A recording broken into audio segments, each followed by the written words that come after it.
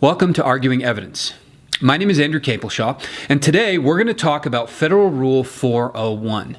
But first, this. Hey, I'm not your lawyer. We don't have an attorney-client relationship, and this is not legal advice. Continuing to watch the rest of this video means that you agree to the terms on this screen. If you need a moment to read it, please press pause before you continue. Federal Rule 401 is also known as base relevance. In this video, we're going to give you a few tips and tricks for how to defend against a relevance objection under 401, and also some things that you can do in those rare instances where a 401 relevance objection is something you need to be bringing against the other party. I like to break any argument of Rule 401 down into three basic components. The first component is memorization. It's you memorizing a couple of catchphrases that help summarize the advisory committee rules and the relevant case law to put the rule in front of the judge in an easily digestible form. The second component is emphasis. This is where the lawyer is using the actor's tools for communication to highlight the aspects of the rule that work in your client's favor. The third and final component is the application. Let's start with memorization. One of the things you're going to find in this video is that the majority of the advice is geared towards responding to an objection under Rule 401, not to making an objection under Rule 401. And the reason for that is pretty simple, because objections under 401 are usually bad objections. Makes them easy to win when you're on the defense, but if you're on the attack, the reason they're usually the wrong objection is because whatever argument you're making is better made under Rule 403. Think about the landmark cases, the textbook cases that are taught in law schools when you're learning evidence. Old Chief, for example. Could you not make a much better case for the prejudicial effect of the weapon and the past incidents in Old Chief than a simple 401? It's not relevant. Now, that's not to say you shouldn't raise both if you're practicing because you want to preserve your record, but you really are going to end up focusing most of your oral argument on the 403 component. So, someone throws a 401 objection at you. What is your response? Well, I like to start with this little canned tidbit.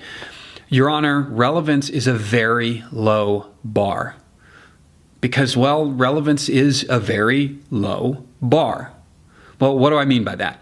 Well, that actually gets us to the second thing to memorize, and that is the body of the rule itself. Now, here's what the rule actually says, the exact wording from the Federal Rules of Evidence. Evidence is relevant if A, it has any tendency to make a fact more or less probable than it would be without the evidence, and B, the fact is of consequence in determining the action. Now, this is a really well-written rule. If you're doing a motion argument in a written pleading, you can break it down. It's got an A, it's got a B. But if you're doing an oral argument live and you're fielding an objection on your feet, the way this rule is written sucks. So, how do you handle a rule that sucks for oral argument? You rearrange it in a way that is more digestible to the human ear. That's what we're going to do now.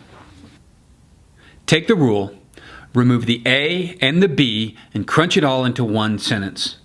Evidence is relevant if it has any tendency to make a fact that is of consequence to the determination of the action more or less probable. With a caveat that sometimes I'll reword the second part of that and say more probable or less probable. Because if you look at the case law and you look at the advisory committee notes, you'll see that what they mean is more probable or less probable, not to be confused with the average everyday guy saying, more or less. The third and final thing that you want to memorize in a good 401 argument is the introduction to the application of the rule. This is where you say how this ties into your facts or how this ties into your jury charge. And it'll look something like one of these two. Your Honor, a fundamental issue in this case is, now this is your fact component, right? If the reason this is relevant has to do with some factual thing within your case or that you need to prove in order to make your case. The alternative is, in this case, Your Honor, in order for the jury to understand blah, blah, blah. And what you're doing here is saying, Your Honor, in order for them to make a decision on some aspect of the jury charge, they have to be allowed to look at this factual component that I'm asking be admitted into evidence.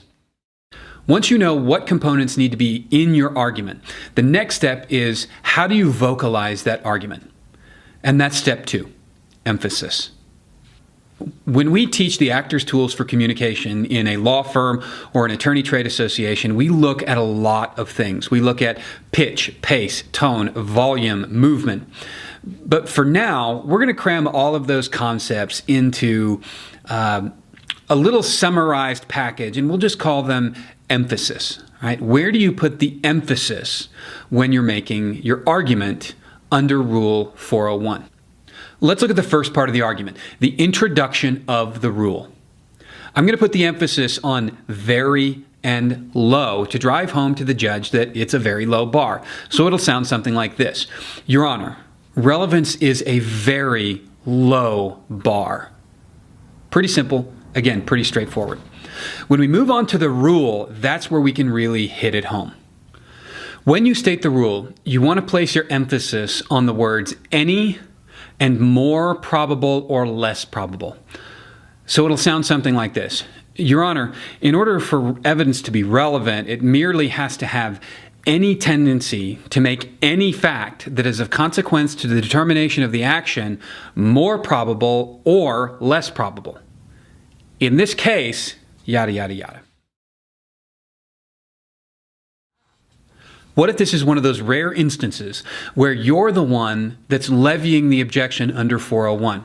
Well, in that case, you want to shift the emphasis away from the top and the bottom of the rule and look towards the center. You want to place your emphasis on of consequence to the determination of the action, meaning you're trying to say this has nothing to do with why we're here today. It'll sound something like this. Your Honor, in order for evidence to be relevant, the fact has to be of consequence to the determination of the action. And in this case, yada, yada, yada. The third and final step in the process is the application of the facts and the law. Now, that's going to vary from case to case, so it's really something you're going to want to take up with your trial consultant or with your senior partner or with your own history of legal knowledge. So let's cram all three of the components together and see what a good response under Rule 401 sounds like. Your Honor, under Federal Rule 401, relevance is a very low bar. In order for evidence to be relevant, it merely has to have any tendency to make any fact that is of consequence to the determination of the action either more probable or less probable. In this case, Your Honor, a fundamental question for the jury is going to be whether or not yada, yada, yada, yada. The fact that we're presenting today goes directly to yada, yada, yada, yada, yada, yada. And last but certainly not least, remember, the tips and the tricks that we give you in these videos are just that. They're tips, they're tricks, they're the stuff we give away for free. They're just the tip of the iceberg. To really develop your skills as a courtroom communicator using the actors' tools for persuasion, consider seeing us live, either by bringing us to your town through your firm, your trade association, or if you're in a law school through a sponsorship. To learn more about how to do all of those things, check us out on the websites and follow us on social media.